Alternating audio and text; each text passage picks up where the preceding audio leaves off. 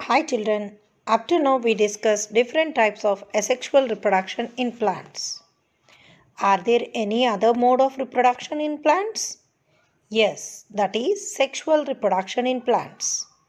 How do plants reproduce sexually? They produce flowers. The sexual part of the plant is called as flowers. In flower, the male sex organs are stamen and female sex organs are pistil. Now let us see how the sexual reproduction in plants takes place. Typical structure of a flower. In a typical structure of a flower, we have different components. The two main components of the flower are essential parts and non-essential parts. What are these essential and non-essential parts, children? Stamen and pistil, which are useful for reproduction in plants, are called as essential parts. These directly involve in reproduction. And that's why these are called as essential parts of the flower. Now let us come to know what are non-essential parts.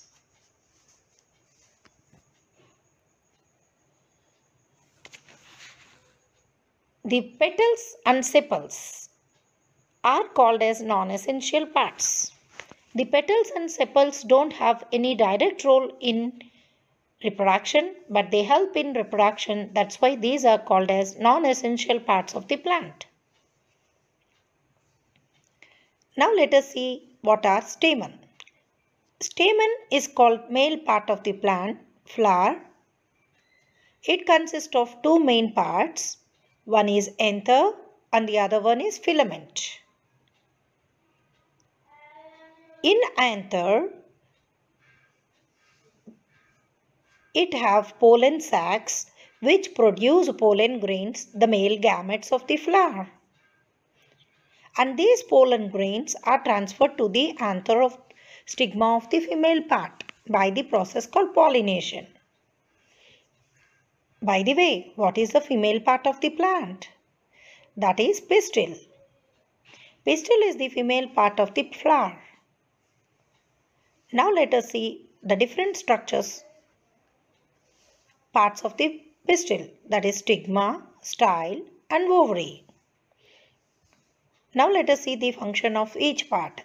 Stigma helps in receiving the pollen grains for pollination and then for fertilization. The pollen from the male stamen reaches the stigma by the process called pollination. We'll discuss about this in the next class. Style. Style connects stigma with the ovary. And what is ovary?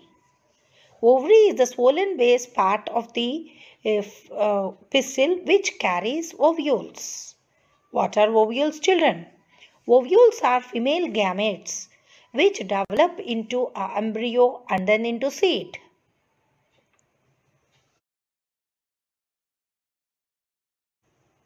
Hi children, up to now we have seen different parts of a flower. That is, the male part of the flower is called as stamen and the female part of the flower is called as pistil. And the fusion of the pollen and the ovule results in the formation of embryo. Now let us see how it takes place.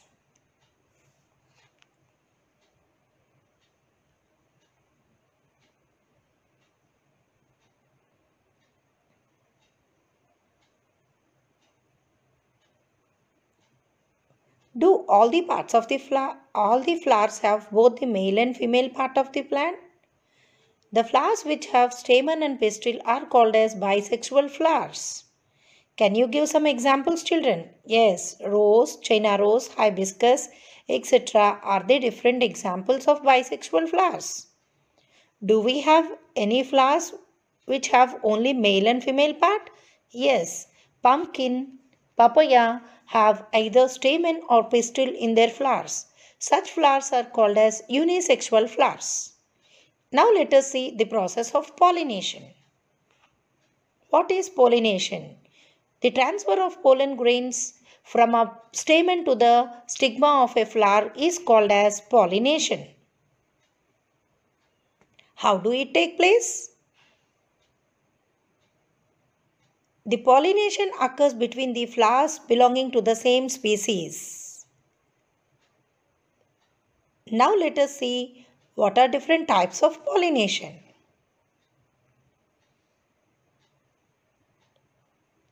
If the pollen of a self-pollination, if the pollen of a flower falls into the stigma of the same flower is called as self-pollination. If the pollen of a flower falls into the stigma of a flower of another plant, it is called as cross-pollination. Now let us see pollinating agents. Wind, water are the abiotic agents which help in pollination. We have certain biotic agents like honeybee, bat, moth and bird etc. help in pollination. What happens after pollination?